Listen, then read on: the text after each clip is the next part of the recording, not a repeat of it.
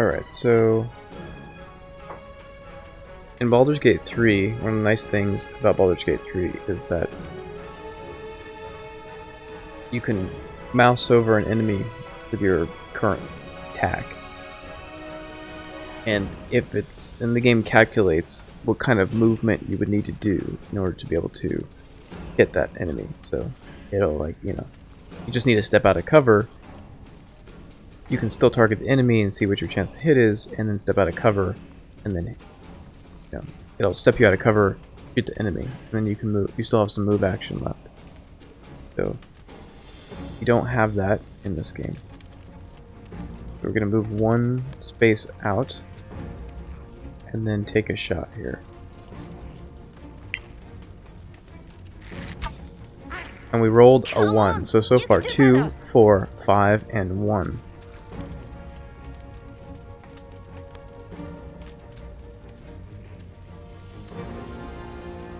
Wait here. Going to dash up.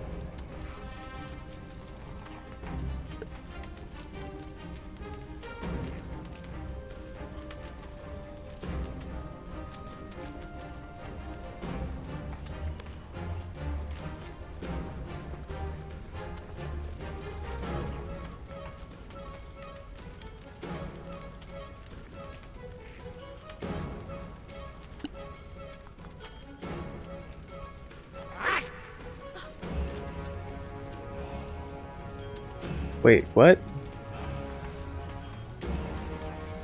Hexia. He did it from here? He has angle from here? I definitely have rocks. There's no way. There's no way he can get a line of sight.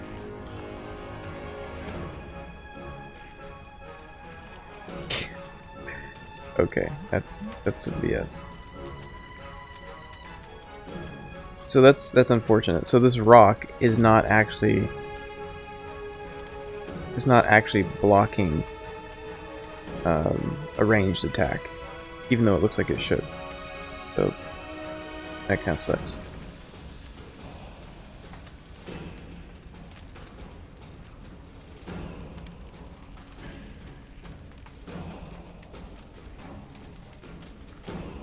All right, so vicious turn.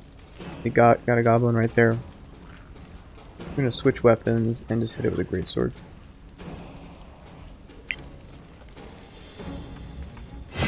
And a 2, a 2, a 4, a 5, a 1, and a 2. This has been our combat so far. 2, 4, 5. A 1, critical miss, and a 2.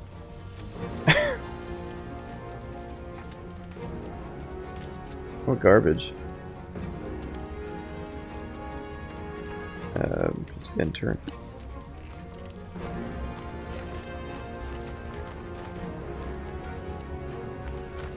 Like, this shouldn't have been a difficult fight, but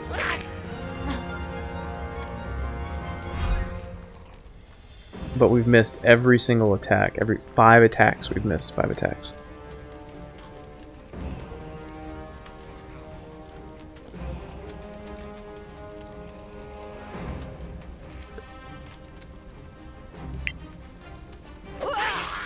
You haven't stood a chance.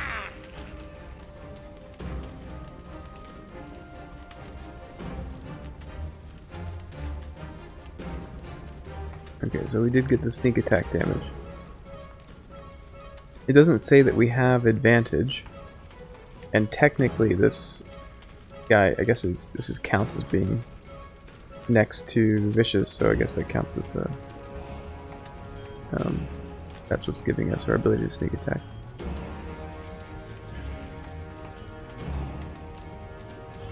In turn.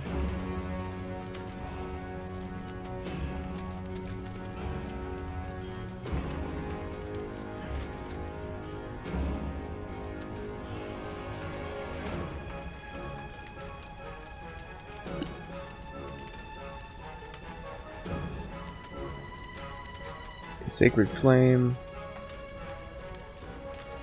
is 1d8. Save to negate.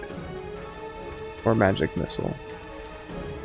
If it gets close, you can probably swing at us if he gets close enough.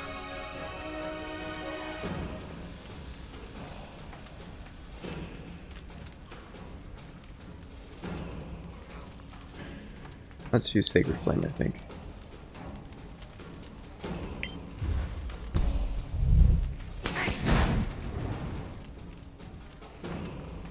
So he did it. He did a dex save, so it didn't do any damage.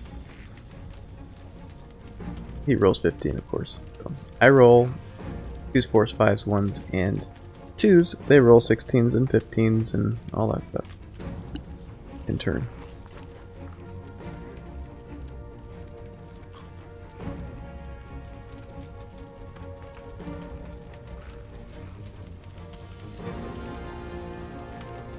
Okay, so this thing is showing me a line. If I mouse over the location, I can see a line to hit. And technically, it says that I can hit. It's a white line. So, if they're gonna shoot through rocks, I'm gonna shoot through rocks.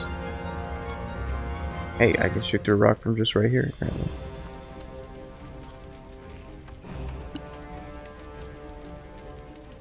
We'll do Firebolt.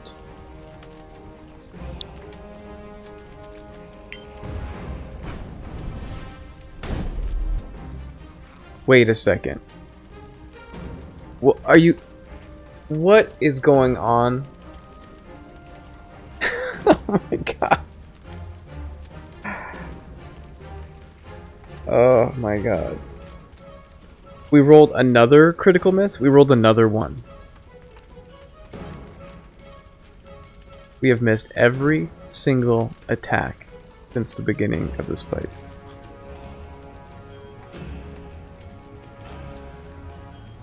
So 2, a 4, a 5, a 1.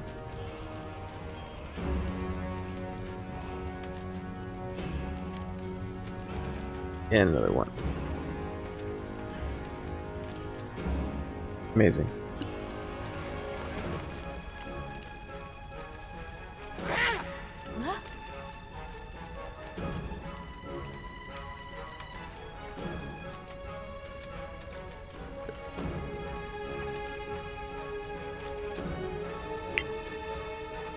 Wow, another 2? Don't lose hope. What the hell is this? Alright, I'm reloading. This is... I gotta see if this is like a bug or what. I mean, I've just never seen such incredibly absolute BS RNG.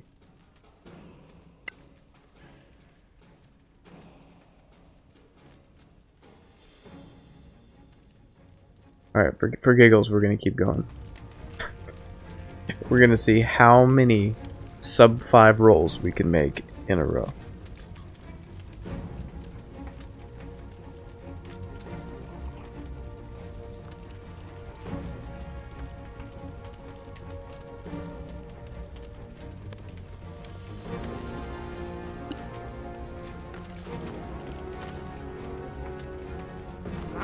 Well, at least they critical missed too. So he just the goblin just rolled a 1 as well. That's gonna be a hit though. If we had just made a few of our hits, a few attack rolls, if we were 50-50, that guy wouldn't be alive right now to have hit me.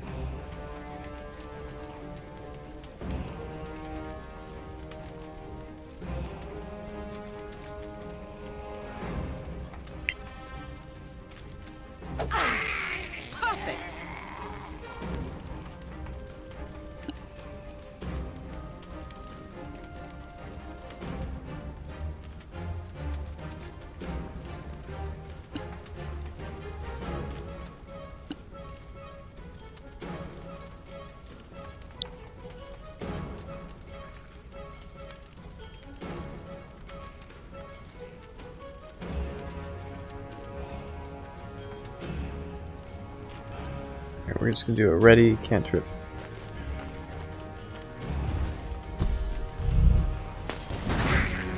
And a 4. So, yet another sub 5 roll.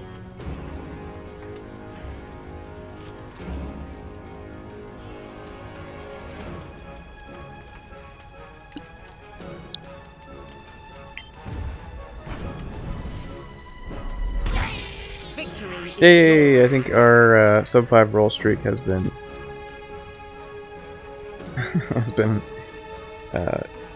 has ceased.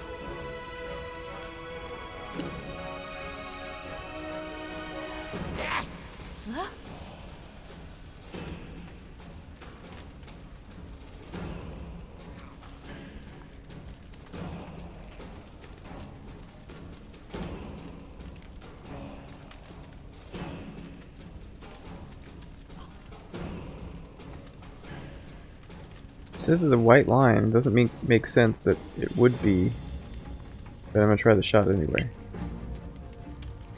Be a hit. Another one bites the dust. Nice. So again, in this game, rocks aren't actually objects that can block your. They can block your shot.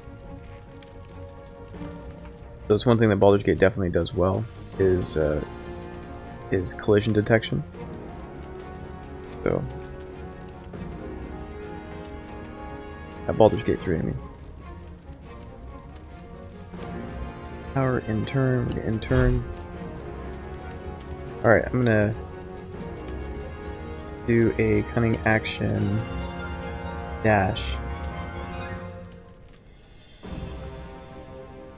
and rush up here with aches and tap.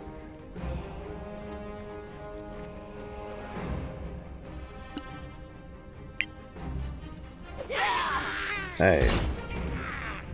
Seriously, one of my favorite things, one of the coolest tactical abilities in the game, at least especially in early levels, is the rogue level 2 ability, which lets them do a cunning action, do dash as a bonus action, so you can move really, really far distances and still have an attack action. So tactically, that's just awesome.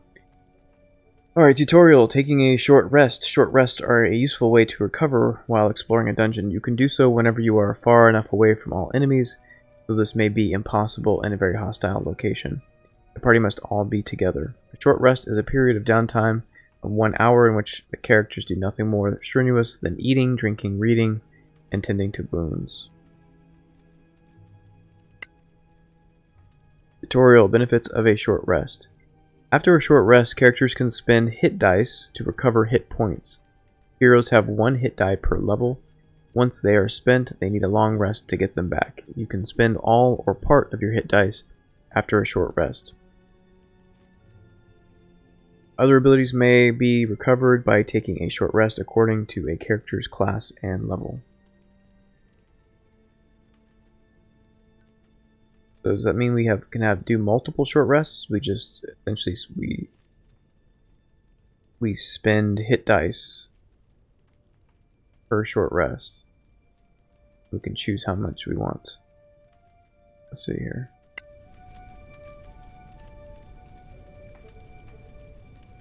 So the way XP is also seemingly handed out is encounter based.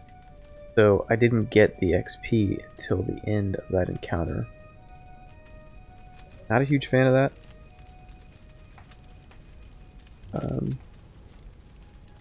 I like when games give you XP, more action RPG, right? Where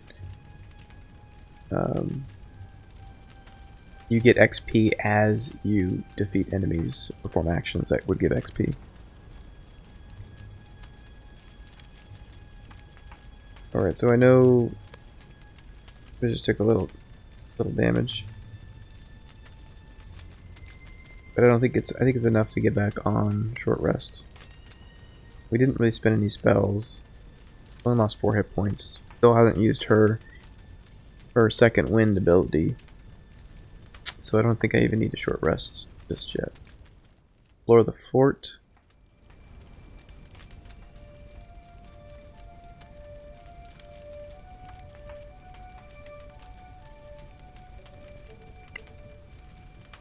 See if there's any loot.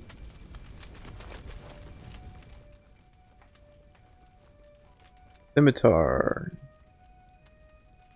BP or CP. Copper and silver. And torches. So I think if we just leave this, the scavengers will come pick it up. I don't want to overburden myself, so just leave it and see what kind of deal we get on those items. Also, I think it might give us an option, a way to build up our faction with the scavengers if we do business with them. So we'll see.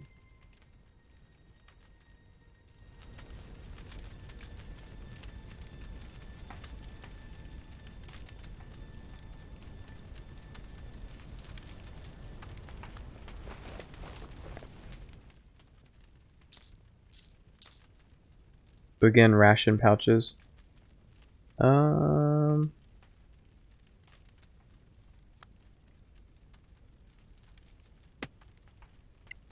Gonna take the ration pouches.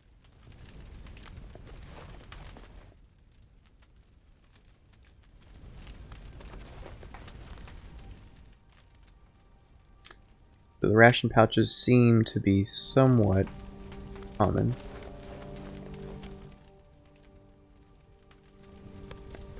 But it might not be something you really need to stock up on, as long as you're not resting, doing long rests all the time.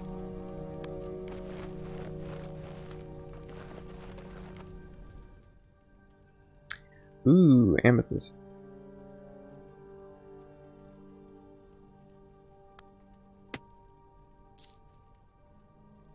And a short bow. We'll leave that too. Okay, how much is it weigh? Weight's only 2. Take it.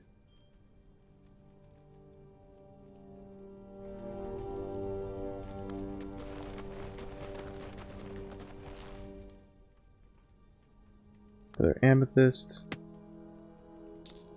Silver pieces. Another short bow.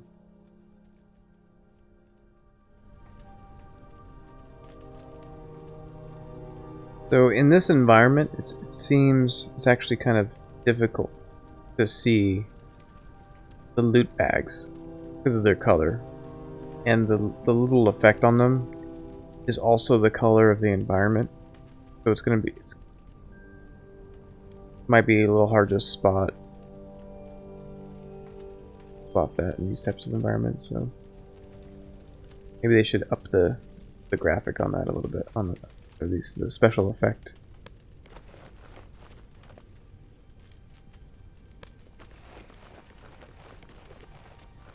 Alright, we're gonna sneak up ahead. Just say this is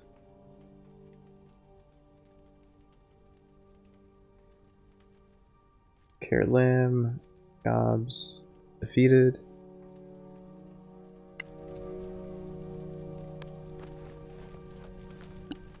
And we'll be cautious. I think the whole party cut.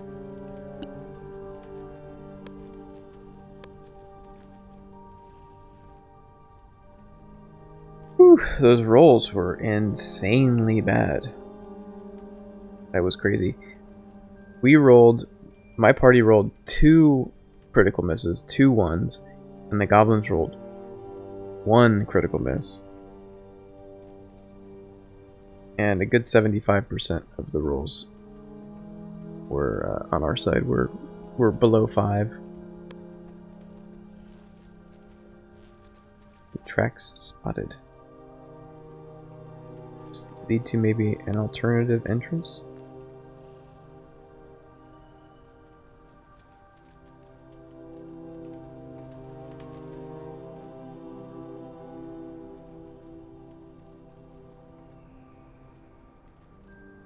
We get down without killing ourselves? Looks like it.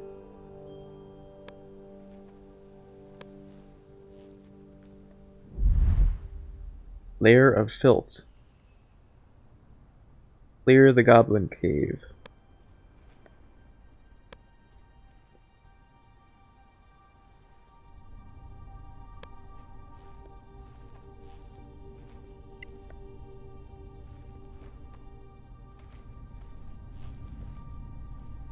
Maybe this is a back entrance, or maybe some sort of side mission.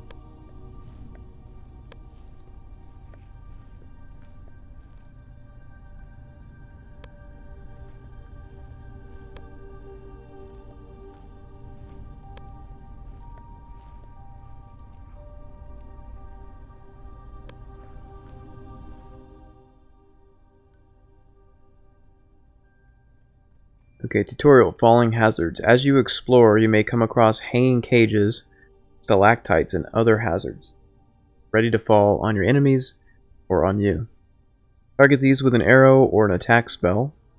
You still need to make an attack roll to make them fall and crush anyone beneath them. Okay. So, these cages, I guess?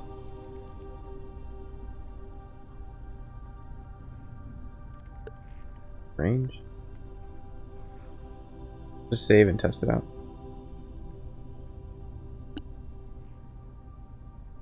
Looks like, oh, that's cool.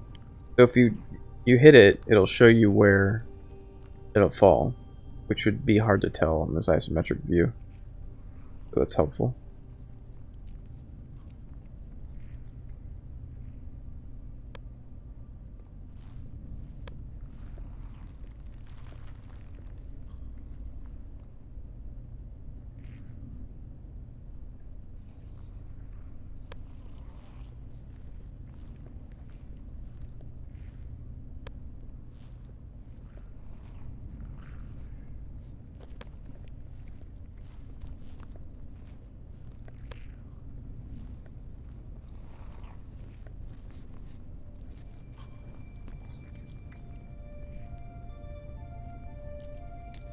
Alright, so there's a goblin skirmisher up here.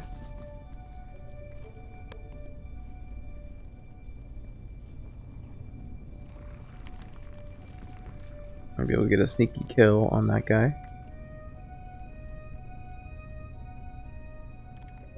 We have a good way to get up there, though.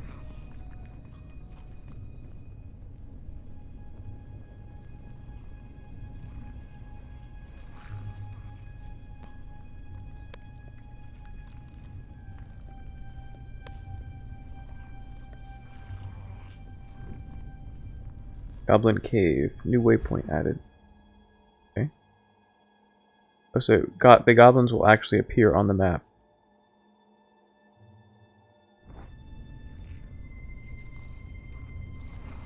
Skirmisher.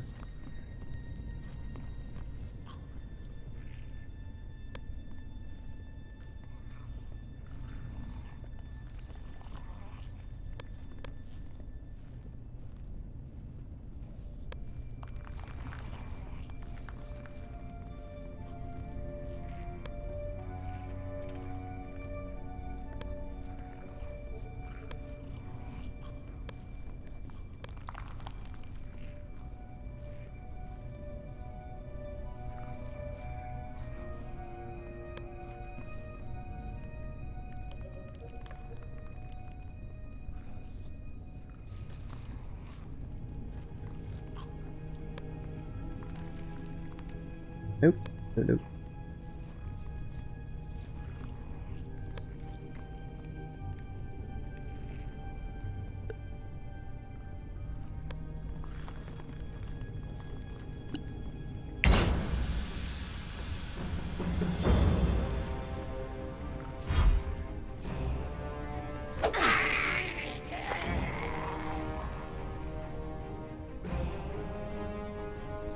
Okay. So it looks like I'm not a fan of this, but it looks like you can't be sneaky and sneak up and kill an enemy. You can, but it automatically puts you in combat with every other enemy. I feel like that's missing a major part of D&D tabletop, especially with rogues, that you shouldn't, if you can make the kill in a stealthy way, it shouldn't alert the other enemies to your presence.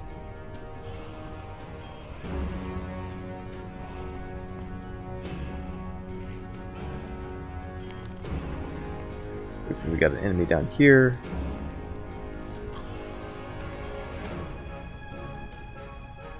Enemy here.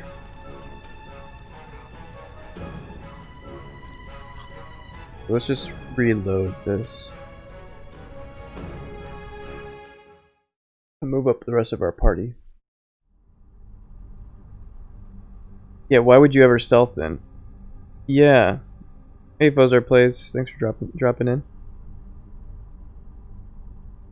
Yeah, it doesn't work that way in Baldur's Gate 3 for sure. So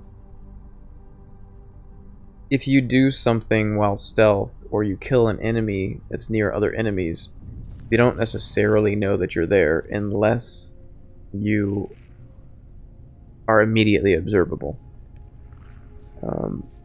If you have something like distance or stealth, what they'll do is that you attack them or something is killed, they'll run around looking for you, and pretty rapidly, so they can very quickly detect you. But if you kill an enemy that's not near other enemies, even if they're in the same group, they won't automatically all aggro on you. You won't be brought into combat with every possible enemy in the area.